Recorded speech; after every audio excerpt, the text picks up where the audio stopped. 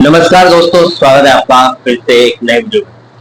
दोस्तों, आज से एक महीने पहले यानी कि 1 जुलाई या फिर 2 जुलाई के आसपास माननीय दिल्ली हाई कोर्ट ने यह फैसला सुनाते हुए स्पष्ट कर दिया था कि BSNL road of the pensioners हमेशा के लिए थर्ड पीआरसी के हकदार रहेंगे, जो कि आईडीए पे स्केल पर आता है, न कि सीडीए पे स्केल पर रहेंगे।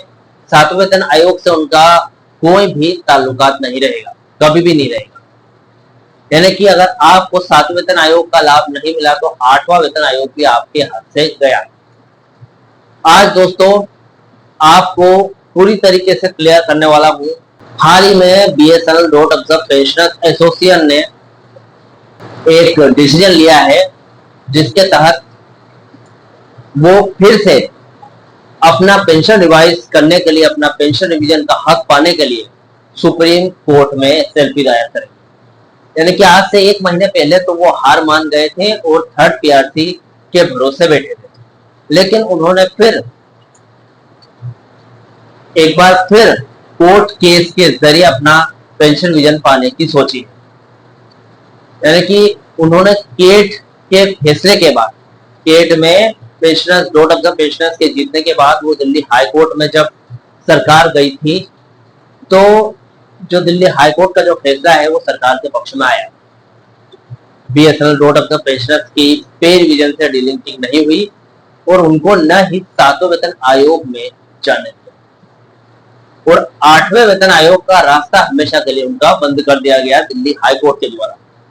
लेकिन दोस्तों यहाँ पर ऐसा नहीं है। अब इन सबका बाप सुप्रीम कोर्ट बैठा हुआ है।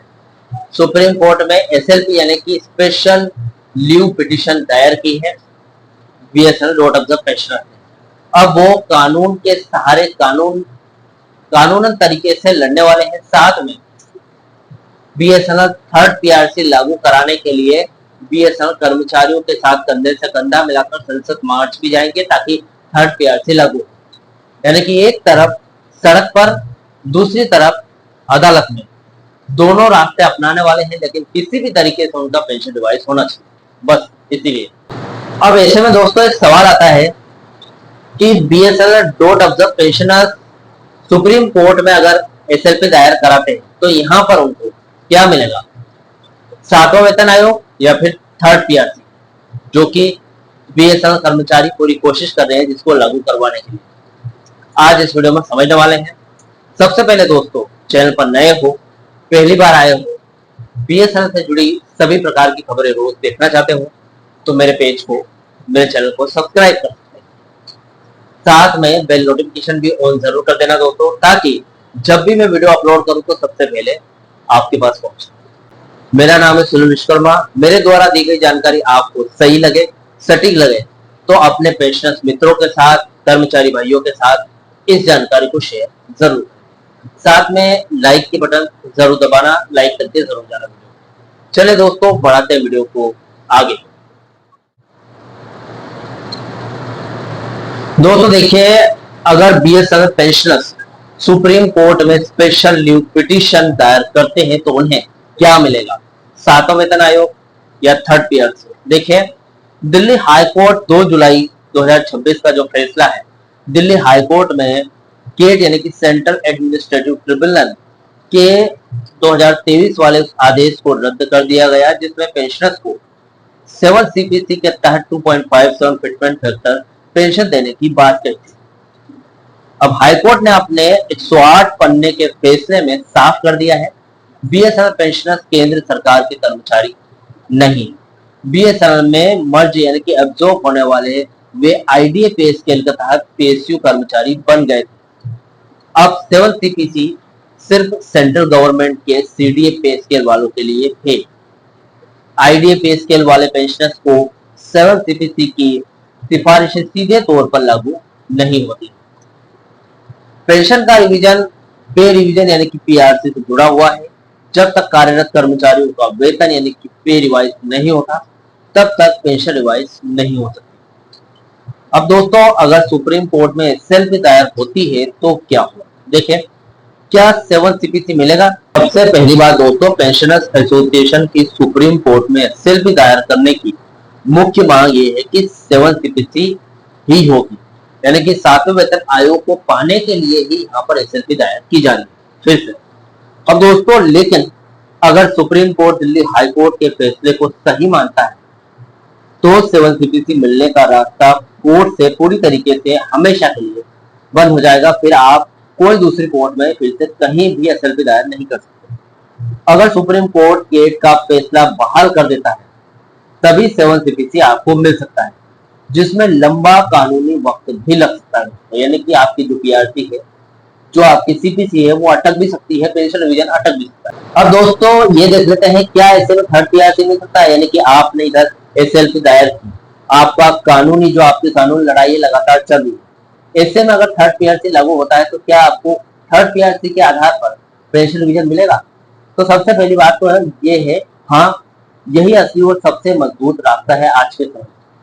हाईकोर्ट के फैसले ने साफ कर दिया है कि बीएसएनएल पेंशनर का जो पेंशन रिवीजन थर्ड पीआरसी के जरिए ही संभव है। बीएसएनएल के कार्यरत कर्मचारियों के लिए थर्ड पीआरसी का प्रस्ताव टेलीकॉम मिनिस्ट्री यानी कि डोट के पास अंतरिम यानी कि फाइनल स्टेज में है। जैसे ही सरकार बीएसएनएल कर्मचारियों के लिए थर्ड पीआरसी मंजूर करेगी, बीएसएनएल पेंशनर्स की पेंशन भी थर्ड पीआरसी के अनुसार ऑटोमेटिकली रिवाइज हो जाएगी। अब देखिए यहाँ पर दोनों रास्ते उनके लिए सेफ है। जिस भी रास्ते में उनको जो भी आता है, यानी कि 7वां वेतन आयोग पहले आया तो उसको ले लेंगे वो, अगर थर्ड पीआरसी पहले आया तो उसको ले लेंगे। दोनों ही रास्ते खुले हुए हैं, बस लड़ना बाकी है। बीएसएनएल के कार्यरत कर्मचारियों के लिए थर्ड पीआरसी का प्रस्ताव दोस्तों फिलहाल दोस्तों एसएलपी दायर करने का मतलब देख लेते हैं। पेंशनर सुप्रीम कोर्ट 7CPC के अधिकार की मांग कर रहे हैं, लेकिन कोर्ट प्रक्रिया में लंबा समय लग सकता है। दोस्तों व्यवहारिक रास्ते की अगर बात कर लूं, यहाँ पर प्रैक्टिकली वे क्या है, ज्यादातर यूनियन और पेंशनर्स एसोसिएशन अब मान रहे हैं कि कोर्ट कचहरी की जगह थर्ड पीआरसी को डोट से जल्द पास करवाने पर जोर दिया, क्योंकि थर्ड पीआरसी लागू होते ही पेंशन अपने आप बढ़ जाएगी। यानी कि देखा जाए तो कुछ पेंशनर्स एसोसिएशन ने यह फैसला लिया है कि सुप्रीम कोर्ट में एसएलपी दायर करेंगे और 7वें वेतन आयोग के तहत डोट ऑब्जर्व पेंशनर्स का पेंशन रिवाइज करेंगे। लेकिन कुछ एसोसिएशनों को अभी भी लगता है कि थर्ड पीआरसी ही सबसे सही रास्ता है। कहीं ना कहीं थर्ड पीआरसी को लागू करवाएं, यानी कि वेतन समझौता जैसे ही लागू होगा उसके बाद ठीक ऑटोमेटिकली थर्ड पीआरसी के आधार पर डोट ऑफ द पेंशनर्स का पीआरसी यानी कि पेंशन रिवीजन भी हो जाए, तो उसी को लागू करवाएं। अब देखते हैं क्या बन पड़ता है। फिलहाल एसएलपी दायर होती है, इसके बाद क्या अपडेट निकल कर आती है, थर्ड पीआरसी की क्या अपडेट है, पूरी जानकारी बीएसएनएल से सभी जानकारियों को रोज डेली आपको अपडेट में यहाँ पर प्रोवाइड करता रहूंगा। बस आपको सब्सक्राइब करना है चैनल को, ताकि आपके पास जल्दी से जल्दी जानकारी पहुंचे। दोस्तों फिलहाल इस वीडियो से जुड़ा हो जो भी आपका डाउट है, क्वेश्चन वगैरह हो, तो मुझे कमेंट बॉक्स में कमेंट कर सकते हैं। वीडियो अच्छा लगा तो वीडियो को लाइक कमेंट जरूर करें। मिलते हैं दोस्तों नेक्स्ट वीडियो में। सी यू सून।